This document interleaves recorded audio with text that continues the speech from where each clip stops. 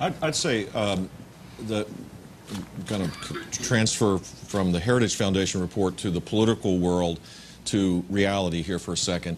The Heritage Report's flawed, in my mind, because it's stasis in its thinking. In fact, the Heritage Foundation, I was on the board, and I greatly admire their work, has been in the forefront of advocating dynamic scoring for things, that life, is full of people interacting and creating far more than what the central planners could ever come up with. And so to have a report that assumes just kind of this constant trend line, I think, is flawed, and not giving any credit for any of the economic activities that every study shows that immigrants bring to the equation. Politically, we're in the same situation. Everything's stasis. Everything has got to be, all about politics. Nothing, it never changes. It always, immigrants don't like Republicans. They all, why? Why do we assume that? It's not part of our history. It's never always been that way. Why do we just assume it's going to be that way because it currently is that way?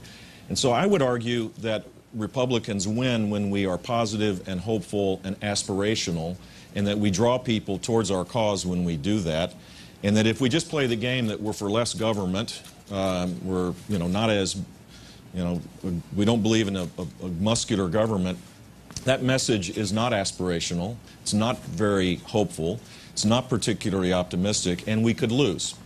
My guess is that the messaging will change, and that we could garner significant support amongst immigrants from Africa, from Asia, from Latin America. It's been that way pretty regularly, and my guess is it'll continue to be that way. The final point I'd make is that if we do nothing, we'll have family reunification, be the dominant 75% of immigrants that come here legally are petitioned by their family members, and they're not necessarily as aspirational as those that if we created a strategic approach to this, and if you believe in the stasis thought and you believe this is all about politics, then Republicans are doomed. And I would disagree with that.